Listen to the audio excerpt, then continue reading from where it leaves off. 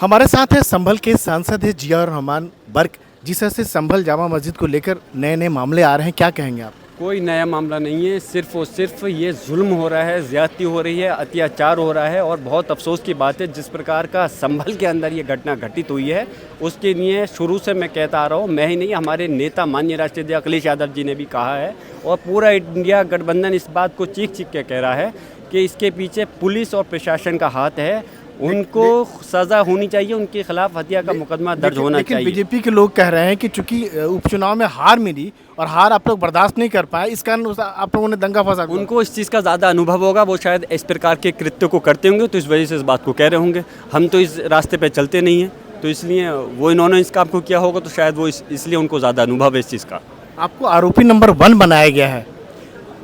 जो चाहे पुलिस प्रशासन सब उनका है, तो जो चाहे कर सकते हैं, लेकिन ये क्यों भूल रहे हैं? अभी इस देश के अंदर इंसाफ जिंदा है, अभी उच्च अदालतें हैं, हाई कोर्ट, सुप्रीम कोर्ट है, हमें उम्मीद है कि वहाँ से हमें इंसाफ मिलेगा। पार्लियामेंट से हम लोग प्रयास कर रहे हैं, आज भी इस मसले को काफ़ी ज़ोर शोर से उठाया, और कल परसों भी बहुत प्रयास किया, लेकिन हमें चर्चा का मौका नहीं मिल पाया था। सदन की कार्यवाही स्थगित कर दी। ये सरकार बचती है, सच का और सामना नहीं कर सकते ये लोग, इसलिए इन्होंने सदन की कार्यवाही को स्थगित कर दिया। आपको बर्क साहब क्या लगता है कि इसके पीछे कौन लोग हैं जो उस तरह से हालात को पैदा किया उन्होंने? ये जब पुलिस प्रशासन के लोग गिरफ्तार होंगे, जेल की सलाखों के पीछे होंगे, तो बताएंगे कि किसके इशारों पर इन्होंने काम किया है।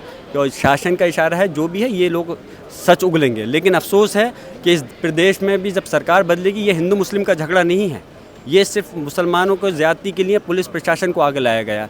जब सरकार बदलेगी तो इंशाल्लाह इस चीज़ पे ज़रूर हम ध्यान रखेंगे। जो जुल्म ज़्यादती हत्या की गई है, इसको हम भूलेंगे। लेकिन वो बोले कि उपचुनाव में जो हार हुई है, खासतौर से कुंदुर्की में जो हार हुई है, तो उनको ज़्यादा अनुभव होगा इस टाइप के। आप बार बार एक ही क्वेश्चन कर रहे हैं, तो उनको अनुभव होगा ना, इस प्रकार के कृत्य वो करते होंगे। हमारी ऐसी सोच नहीं है पार्टी की, इंडिया गठबंधन की, जो इस प्रकार का काम करें। लेकिन आप ये भी कह रहे हैं कि आप उस मौजूद नहीं थे, उसके बावजूद आप पर FIR कर दिया गया। वही तो, जब जिस दिन मैं मौजूद था, पहले दिन जब सर्वे हुआ तो कोई घटना नहीं घटी, जुमे के दिन नमाज से रोका, मैं मौजूद था तो कोई घटना नहीं घटी। लेकिन जिस दिन मैं मौजूद नहीं था, उस दिन घटना घटी, तो उस दिन मैं आरोपी हो गया। अरे अफसोस है, ये लोग, ऐसे लोग अगर इस कानून व्यवस्था को चलाएंगे तो फिर क्या सूरत हाल होगी।